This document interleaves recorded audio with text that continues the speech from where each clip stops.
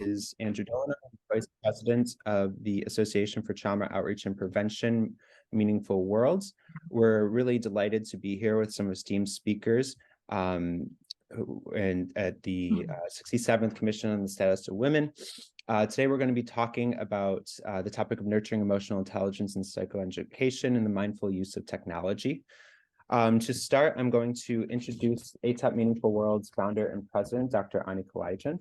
Dr. Kalajian is psychology faculty at Teachers College, Columbia University, as well as at John Jay College of Criminal Justice, and she's the president and founder of ATOP Meaningful World. She is a multicultural and multilingual psychotherapist, genocide prevention scholar, international humanitarian outreach administrator, integrative healer, author, and United Nations representative. She has over 100 published articles in international journals, and is the author of books like Disaster and Mass Trauma, the chief editor of Forgiveness and Reconciliation, Psychological Pathways to Conflict Transformation and Peace Building, and the chief editor of 2 volumes on mass trauma. So please help me welcome Dr. Ani Kalajian. Thank you. Thank you so much. Welcome. Welcome, everyone. This is our annual Commission of Status of Women conference that we used to do in person, but because we have such esteemed international colleagues, we wanted to bring the program to the comfort of your homes and offices. Before I start, I'd like to take a moment of silence to send love and prayers to all those women who have been killed or died for the purpose of poor emotional management around the world. So let's take a moment of silence.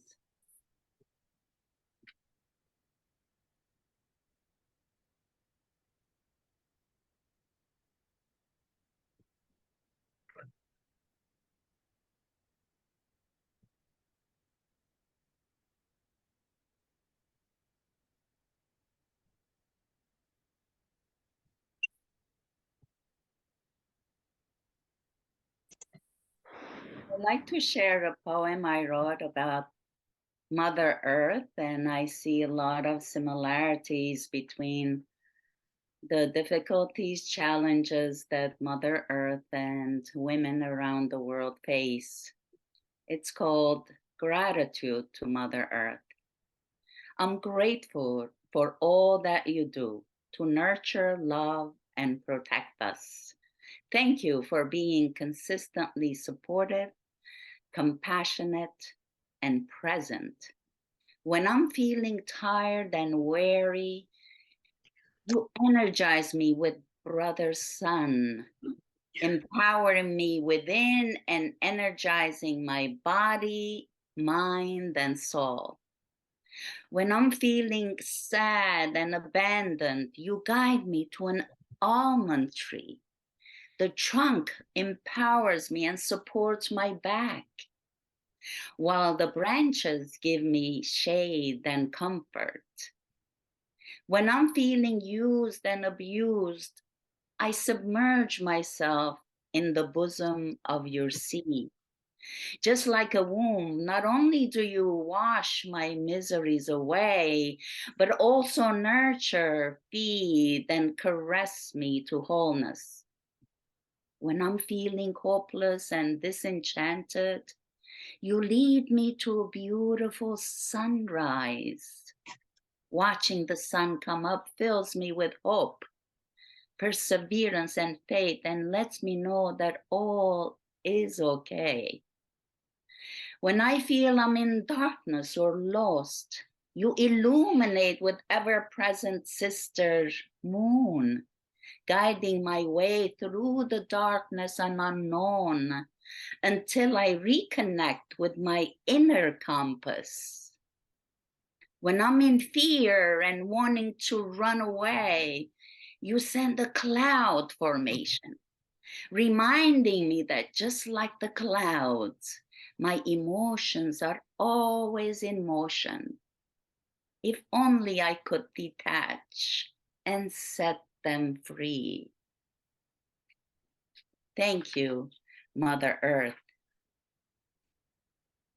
On this 67th anniversary of the Commission of Status of Women, at the United Nations.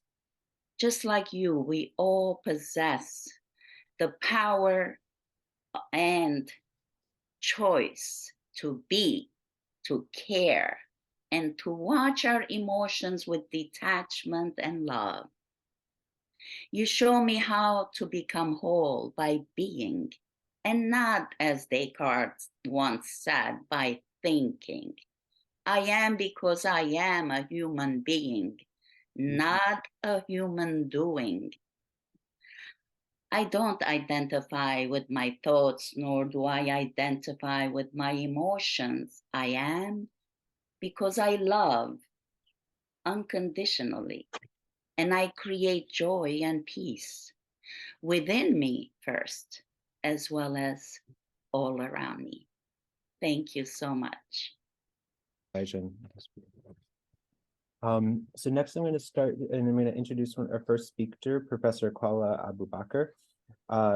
Professor Abu Baker holds a Professor Abu Baker holds a BA and MA in sociology and anthropology, as well as a BA and MA degree in educational counseling and a PhD in couple and family therapy. She has had positions as an instructor and researcher in several academic institutions and retired from teaching in Alqasemi Academic College in 2019. She is the founder of the first clinic to treat couple and family problems in the Arab Society in 1997. She obtained the rank of professorship in 2008 as the very first Palestinian woman academician and lecturer at the Israeli Academy in all disciplines.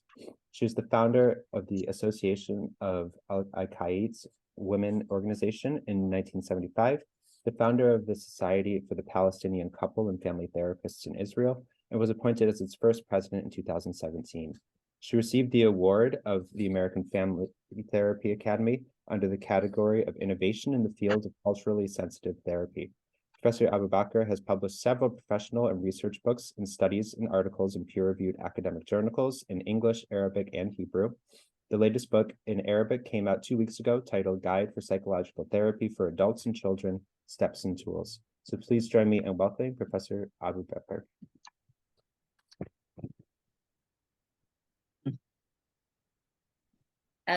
Yes, unmute.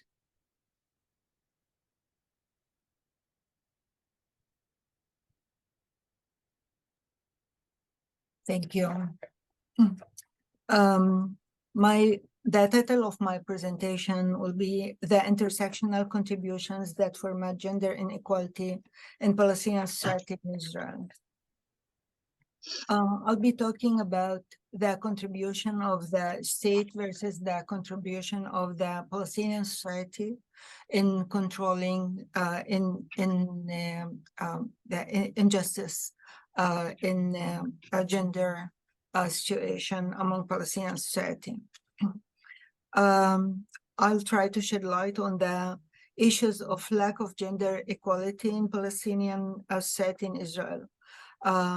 I will focus on the dialectics of a complex of influences and intersections of factors stemming from Israel's policies as a sovereign state toward its Palestinian minority on the one hand, and the factors stemming from the consideration of society of Palestinian citizens of Israel toward male and female members on the other hand.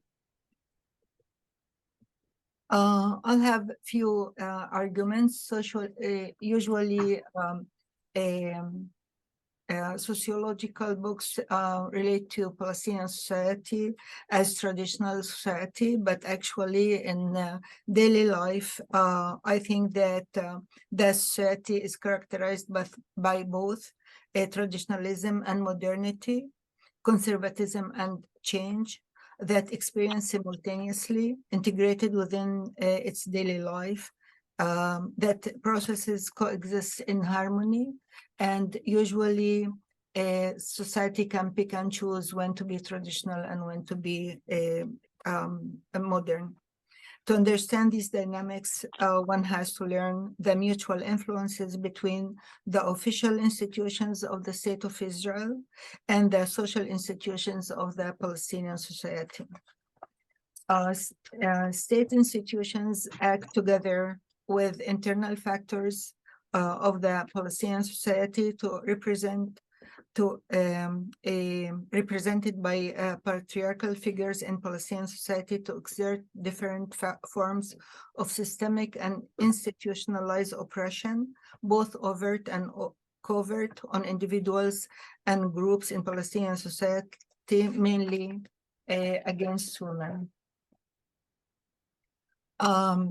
This presentation, it's too short to talk about the history of the relationship between Palestinians and Israel, but I will be mentioning very short facts and a lot of factors.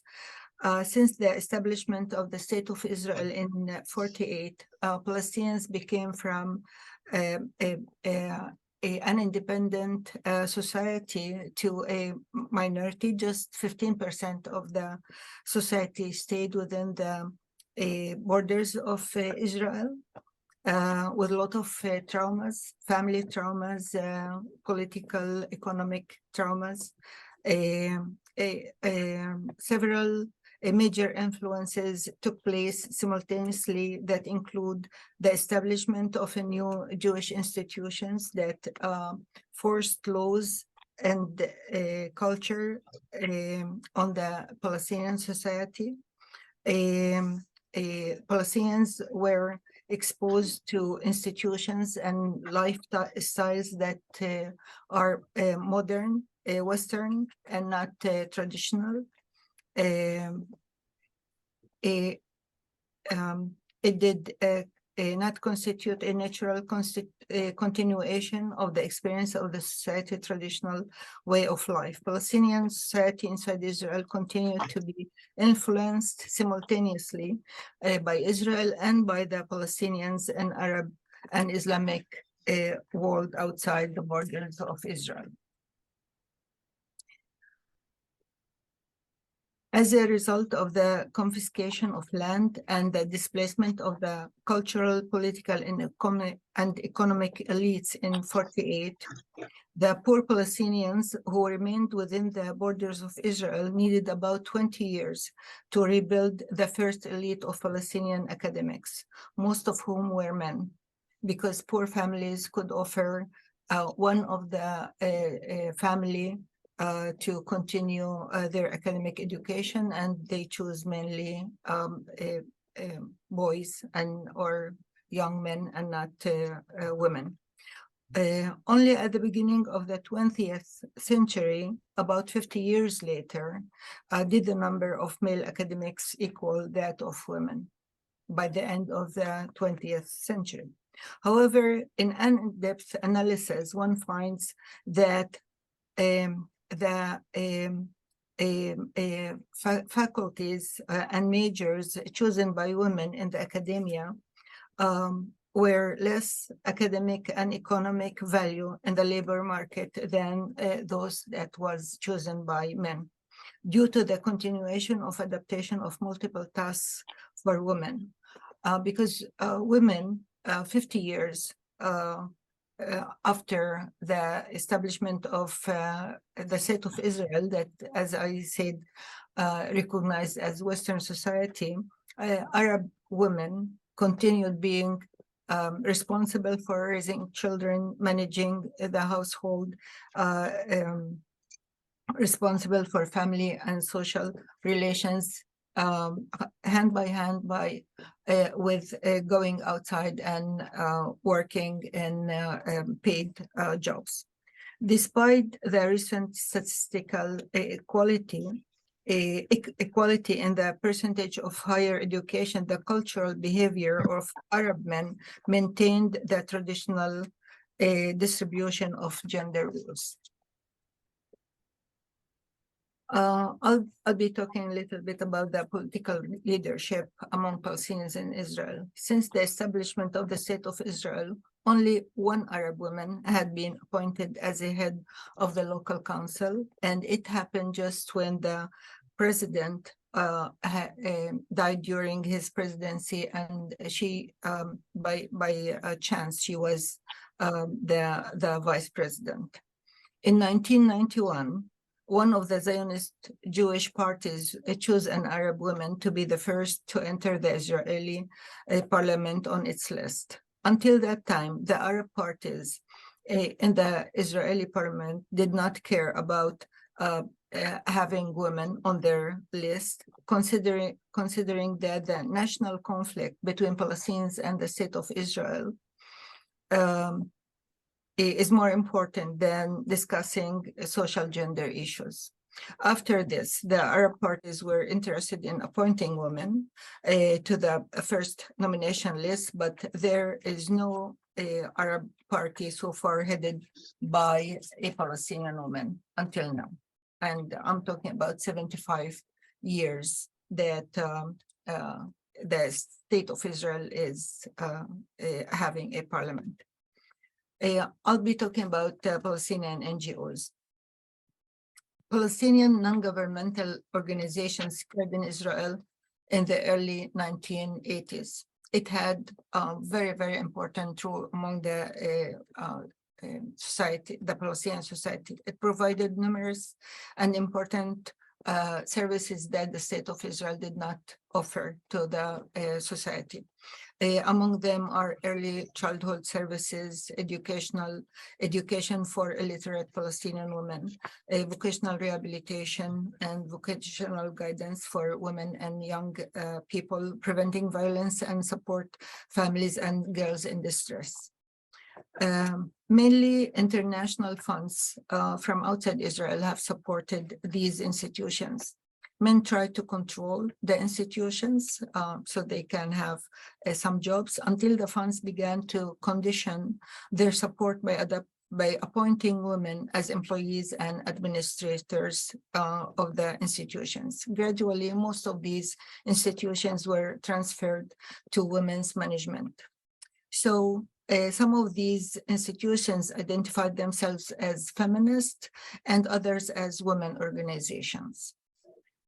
In an attempt to put an end to the social and gender influence of these institutions that became led by women, their impact has been described by traditional men as, I will count, A, it sought to fragment the construction of traditional Arab family by adapting and imported foreign ideas and lifestyle.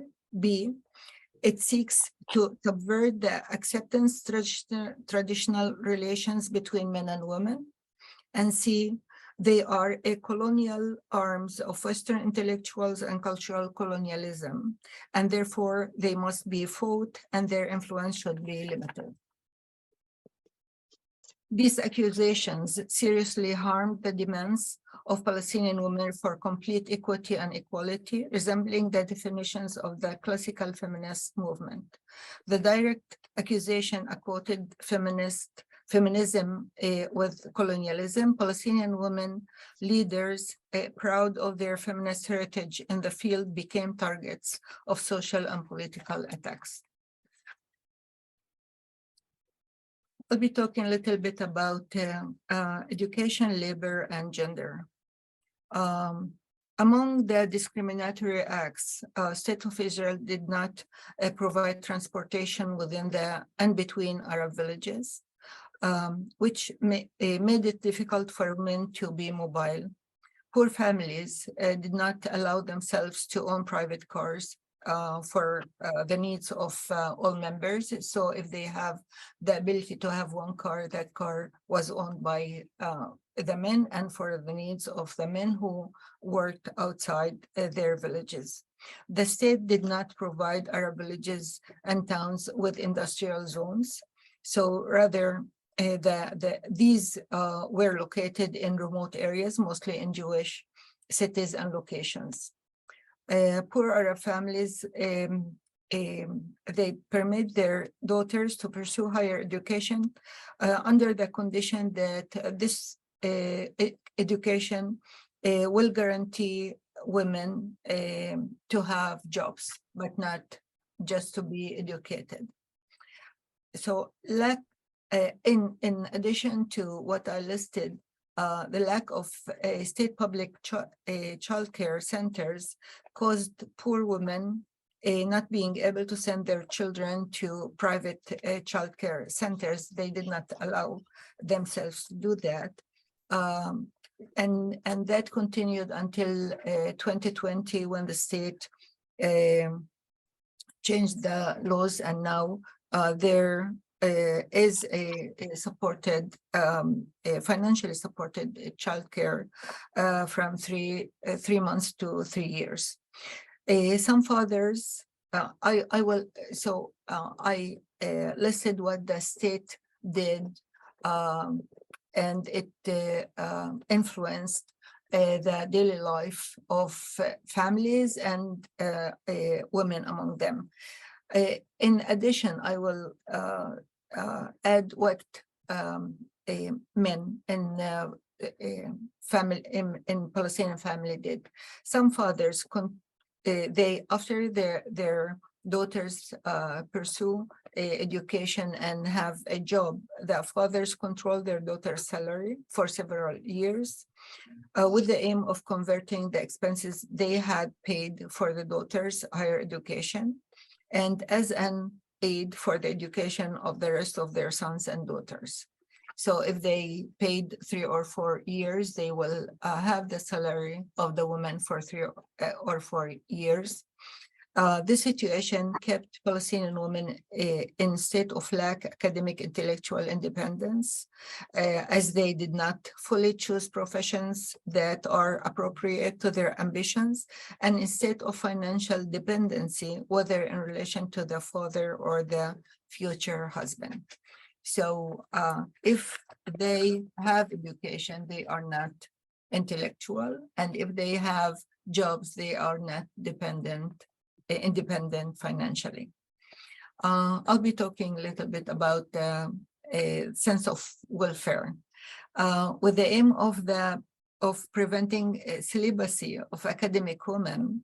Palestinian society, citizens of Israel, returned to the custom of early marriage, especially for Muslim women. So we can see in the statistics that between 1970s and 1990s, the age of marriage among Arabs, among Arab women, became higher, especially among Muslims. But at the end of the 20th century, we saw that Arab women went back to early marriage between 17 and 18 years of old.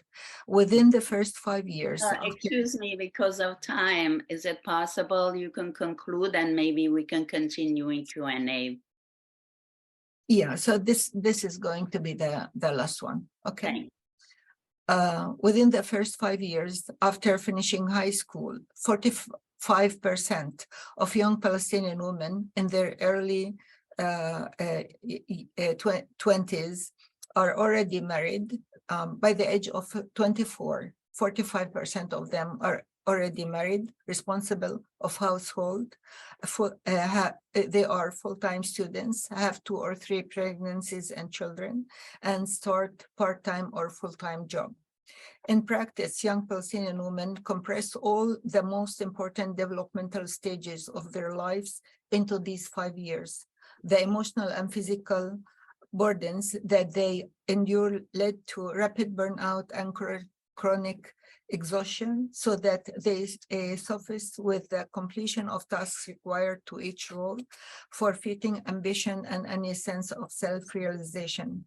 The multiplicity of the women's roles often harm their sense of psychosocial well-being. At the same reality reinforces neo-patriarchy and improves men's status. They marry better educated women who are more independent. As a result, men's income and lifestyle progresses. Men are able and free to expand their investment in their work and their extended family, their social and political relations. Fathers and brothers enhances their social pride and reputation, especially when their daughters with academic education and employed in positions that promise a permanent income are married to men in power. most women avoid seeking promotion to senior roles in their work and they delay coping with this issue until their obligations to their young children lessen. As well as they abstain from political activities and leadership, and the main support for these women is obtained from other women, either free or paid. Thank you.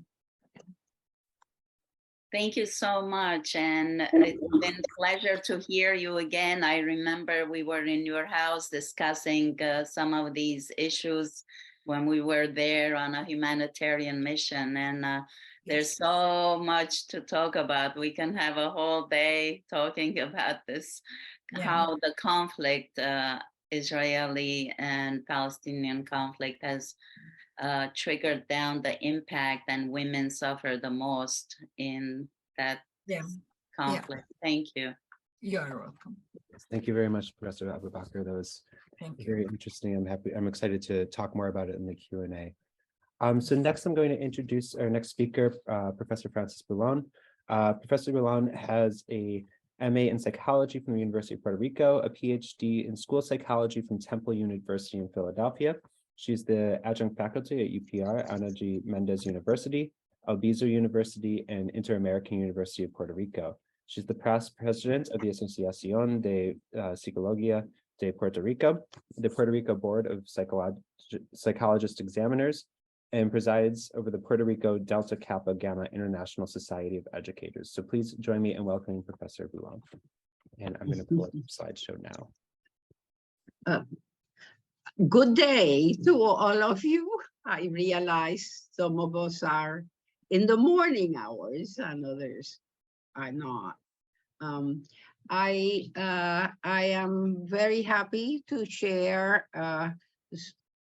some thoughts about women and technology in Puerto Rico. I am impressed by the previous presentation and feel that although in our island territories we have not solved all of the problems of equity and oppression, I feel that in the least as women in Puerto Rico for many years, we have had opportunities for education and for professional development that are important to note. And I personally have not felt the constraints that have been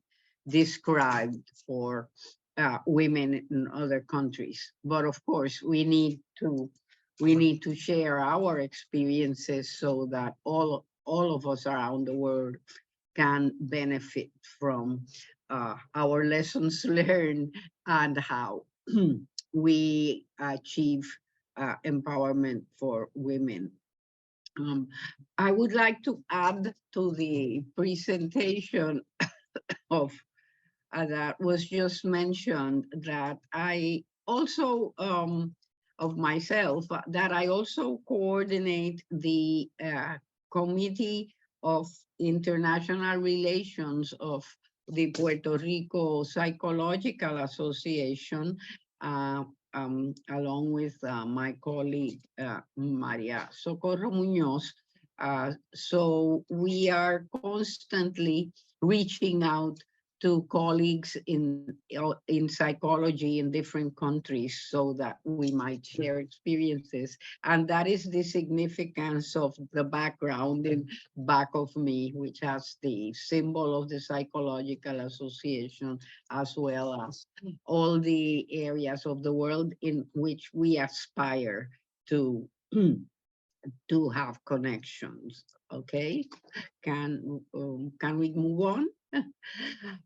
Okay, I am really grateful for the opportunity to be here with all these esteemed colleagues and some of whom I knew before, and I hope we can establish new connections. Continue, please. Okay, there are some immediate issues that have had an impact on how women can develop professionally and including the use of technology. The last 5 years, particularly since 2017, I met Dr. Kalejian shortly after that time because she and her team from Meaningful World were so kind to come to Puerto Rico on humanitarian missions.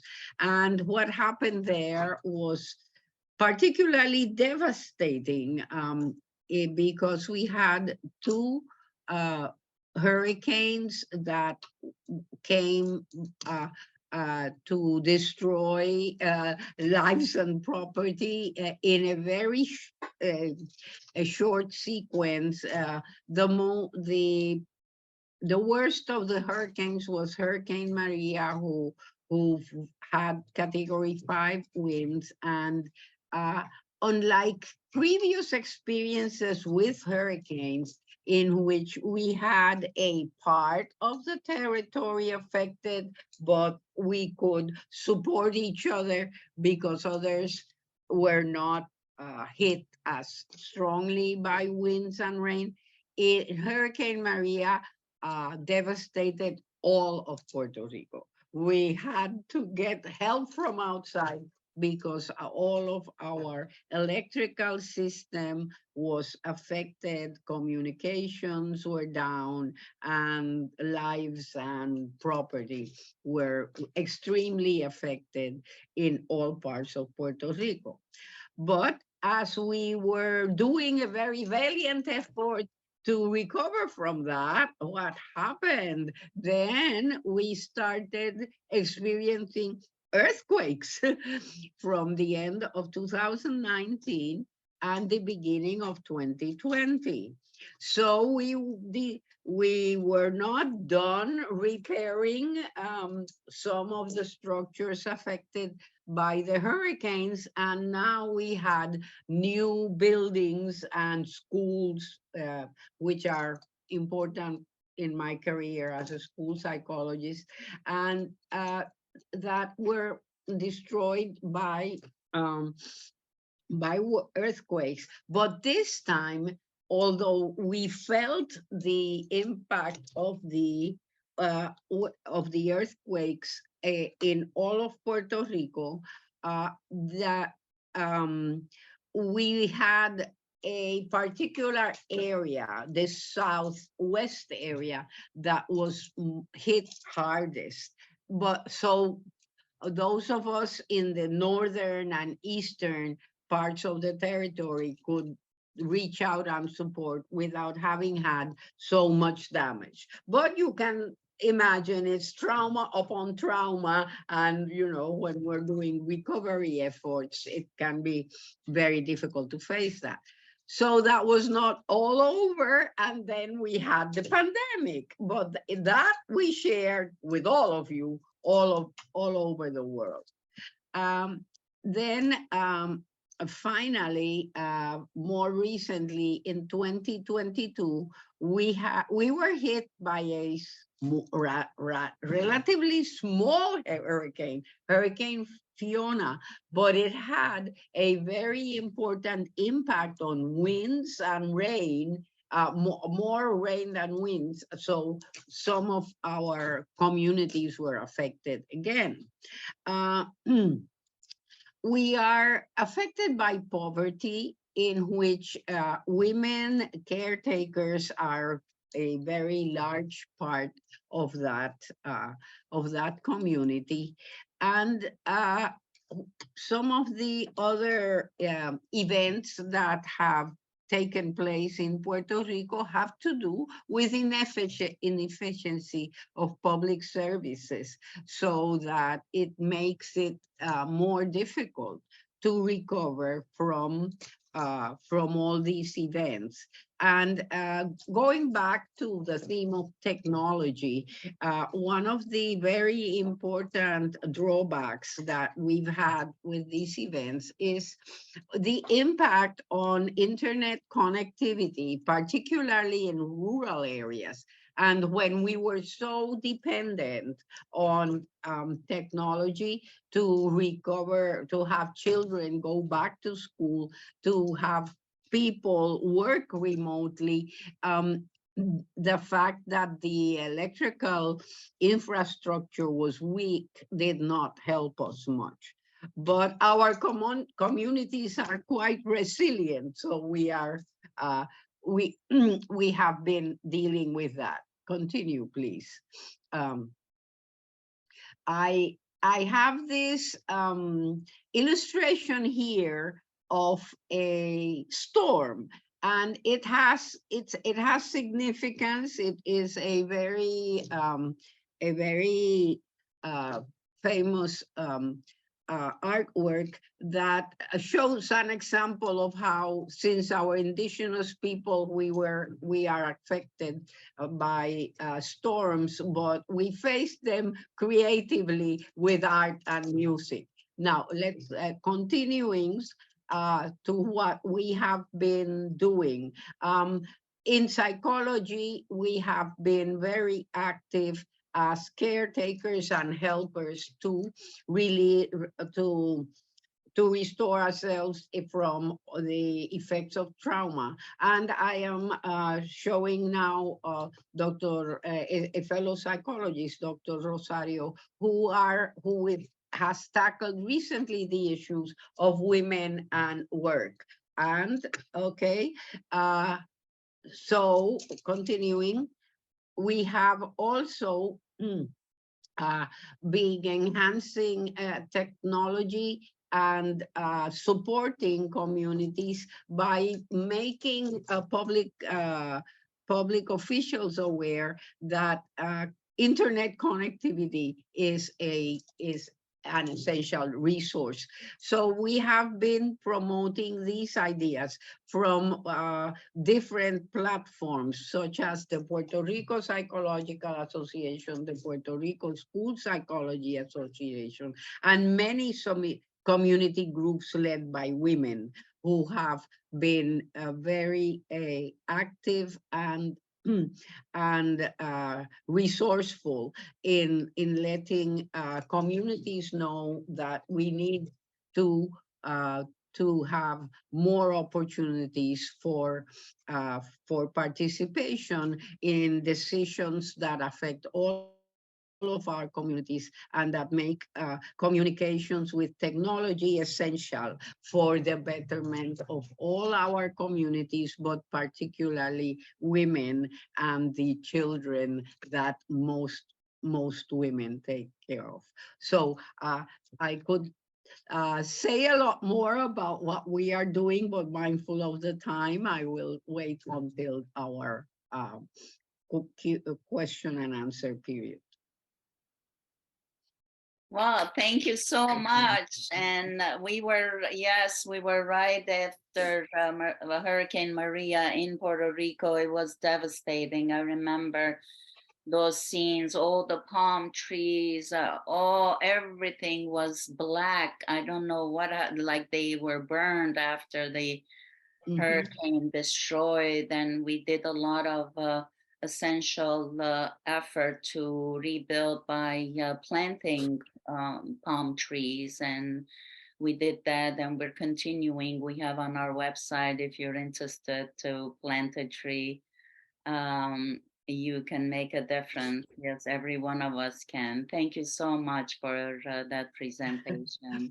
Thank you for saying that. Our natural wonders, our plants are back, and that is good. But we still have to work on other technical resources so that we can flourish as we should. I'm just curious. Well, we'll do in the question and answer. We should move on, Andrew. Great. Thank you very much, Professor Boulon. Our next speaker is Professor Hrant Avanesyan. He is the head of General Psychology Chair at Yerevan State University, as well as the Director of Psychological Scientific Research there. Since 2022, he's been the founder and president of the Society of Psychologists of Armenia. He's the 2021 APA Division 52 awarded Global Citizen Citation, the editor-in-chief of Modern Psychology Scientific Review, as well as the advisor of the Psychi Yerevan State University Armenia chapter. So please join me in welcoming Professor Avanesyan. You see, every one of our speakers today have extensive scholarship positions, and we have selected the best in these 4 countries, the best. I can say that not just in scholarship, but also in human connection, responsibility, responding, etc. So I really appreciate that. And Armenia, we were instrumental to help build and start the first Psychi chapter, which is Psychology Honor Society. And if Professor Avanesyan wasn't there, it wouldn't have happened. So we really appreciate Hrant, your responsible, professional, and efficient work. We truly appreciate that. Thank you. Thank you, Ami. Do you see my presentation? It's okay? Yes. Yeah. At first, I want to say that thank you for inviting to this meeting. And my presentation will be short in one part about statistics and about gender equivalent in Armenia. And as a psychologist, at first, I want to tell what if we think about gender equality, we must think what in Armenia now is a very difficult situation. Two years ago, the Azerbaijan aggression, the war in Armenia, and now many women lost their husband and sons. And Armenian psychologists work with this family and especially with these women. I want to show some information from our the Center of Gender and Women's Leadership Studies Center of Yerevan State University. The mission of this center, the main goal of the center, to promote the gender equality and women's leadership in Armenian society. I include this information in my presentation, and some information you can see from Statistical Committee of Republic of Armenia. It's great challenge what women and girls have skills with the sexual and reproductive health rights in the absence of comparative science education in Armenia. For me, it's very important, psychoeducation in this area with our population. You can see some information about Armenian schools, about reform about Armenian state education standards. Now it's very positive trends in our educational systems. You know, after once revolution in 2018 in Armenia, we have many positive changes, reforms in this area. Gender issues is I think it's general issues not only for Armenia, for many countries. You can see with the limited women participation, early development, civil society, a stand with and real economy and the labor market, downwards learning social situation, violence against women and trafficking, ethnic tension, armed conflicts, and etc. We have the same questions in our society too.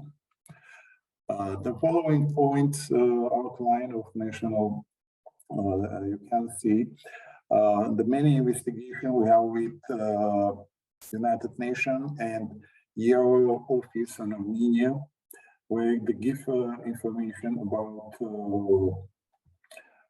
gender equality with in our country. I include some the points about both women and men in the Republic of Armenia.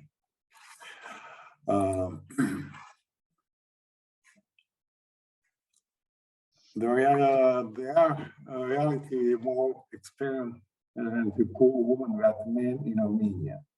The poorest households in the country are outstanding households headed by these women and households with children under 6 years old.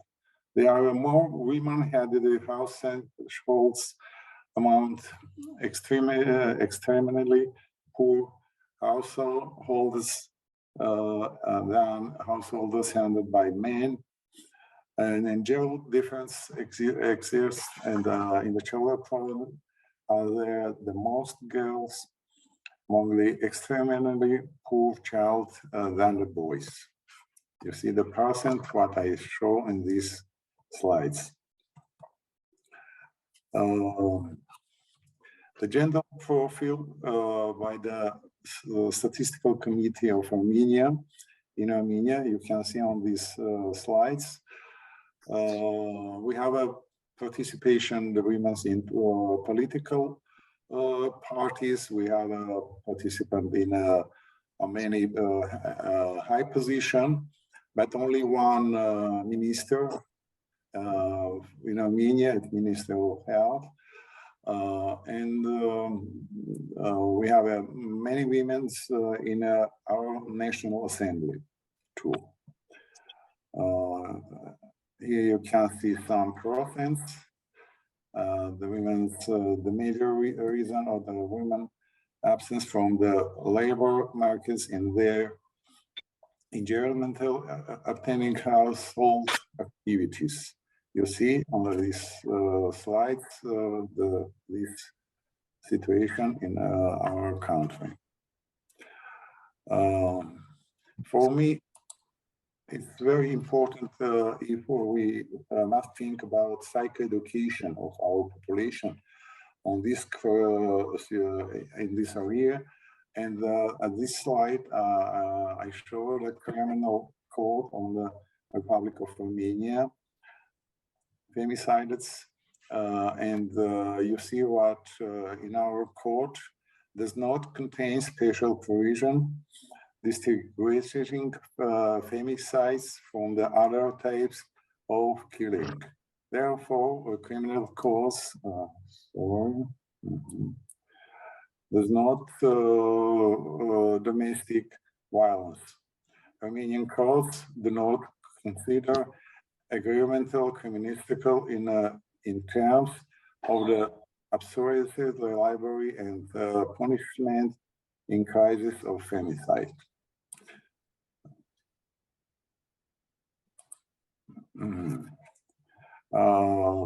From I see and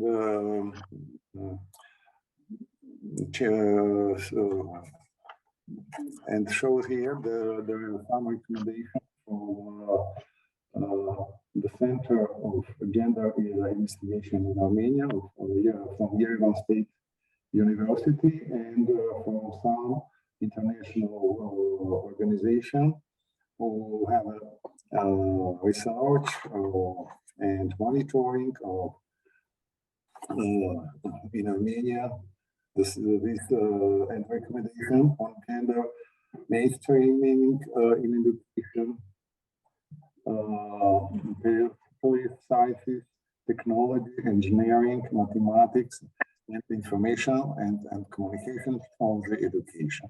Assist the development, the digital literacy, the goal and computer programs for girls. implement the project to support lifelong learning opportunity for women, including for the purpose of occupational transition. Increase the environmental in technology and environmental that support women's leadership in the information and communication technology sectors.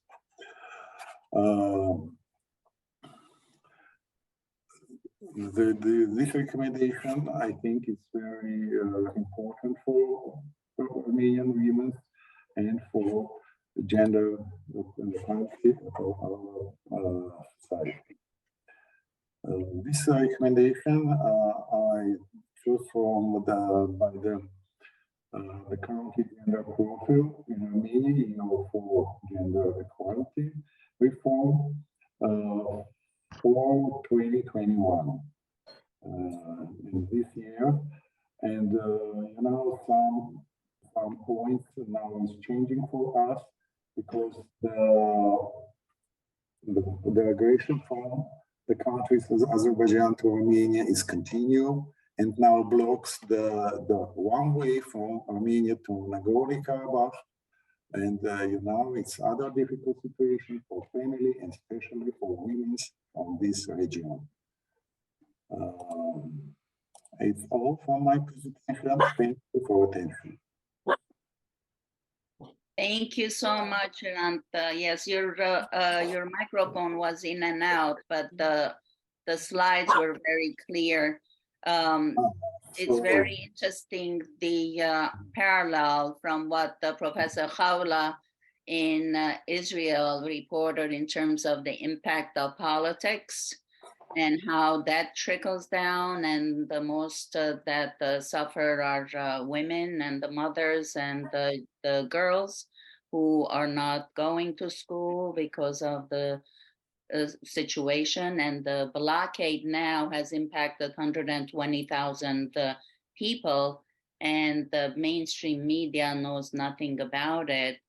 Also, in terms of Puerto Rico, the natural disasters, and combined with also some generational trauma of colonization is impacting gender. So now we have Professor Maria. Yes. Oh, welcome. Yes.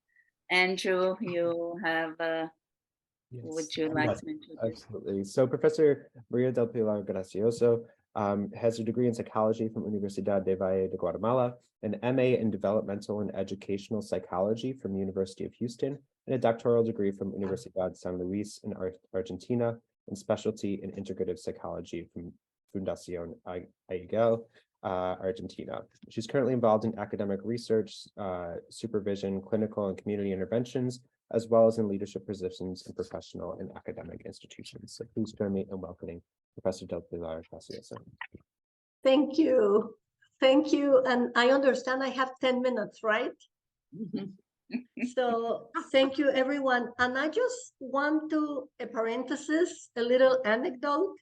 I had prepared myself to be right on time, and I didn't make the time change with the States. And I just want to point this out because in international collaborations, sometimes the meaning of time and what is going on in time, sometimes we take it for granted. And then it really causes an impact. So my complete apologies for not being able 1 hour ahead. I didn't realize that time has changed. So I am so sorry. So Welcome. I think I might be addressing these issues from a different perspective, but I would like to offer my perspective, understanding that I am a woman of privilege in Guatemala. For those of you who know, Guatemala, we are the northern country in Central America. So we have Mexico in the north, then the United States, Canada, and then the rest of Central America going towards the south, and then South America. So this is Central America, and then up north we have the Caribbean. For me, it is important to make this self-disclosure, because being Guatemala a country which the rural and the indigenous population is the majority, and only 1% of the population has access to university education, higher education, and less than 0.6 being a woman, I need to be very humble in acknowledging that my perspective is from my worldview. And being a woman who has had the privilege of traveling, of being able to study abroad, one of the challenges that I need to offer, because when Annie mentioned this, other than the beautiful description of the symposium, is focus on 3 challenges and 3 strategies to address those challenges. So one of the challenges that I've had throughout these 4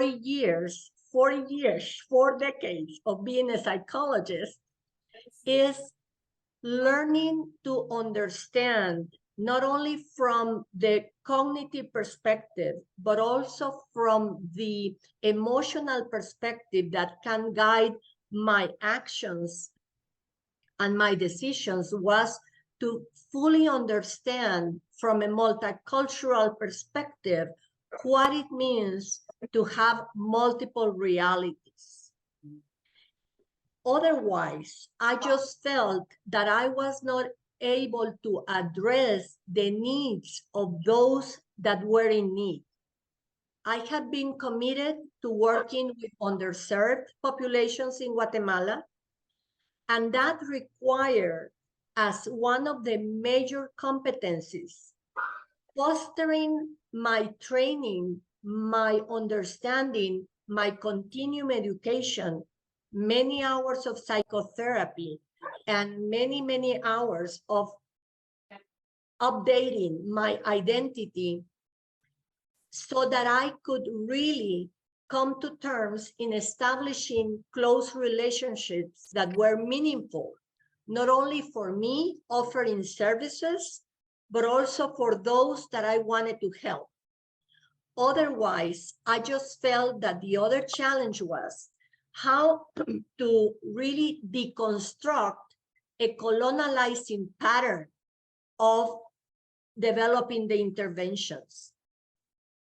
Because in Guatemala, we had not only the way we were conquered in the 1500s by the Spaniards, but also 36 years of civil war that ended in 1994, with significant amount of natural disasters that devastated in most cases, those that were underprivileged. So we really have been helped, and with wonderful initiatives from abroad. So international collaboration has been very meaningful in addressing our needs. However, those interventions also had an impact in the fact that when we Guatemalans are trying to go into the communities and help, sometimes we are not as well received as the international groups that are coming to help. So the social interactions and the social communications within the Guatemalan different populations was also one challenge, the diversity, not only in terms of gender, but in terms of the linguistic characteristics, the cultural characteristics, and also the ethnic characteristics. And those differences certainly will come with discrimination and with many prejudices. And one strategy that I think has been significantly important for me is to commit myself into multicultural competencies training. That helped me update my identity and focus in the 3 huge domains of the multicultural competence. The knowledge, that's what I know. I mean, the feelings, the attitudes of the group that I am intending to serve, and also in terms of the interventions that we are developing. Therefore, if from my perspective, we embrace cultural humility, I would say that from the side of those that are the facilitators, the psychologists, the community health workers, will at least help the ones that are receiving the help to be more open. Otherwise, we are seen as outsiders, and the help is not getting to where we need to get. The other challenge has been the lack of awareness or the lack of knowledge of how mental health is relevant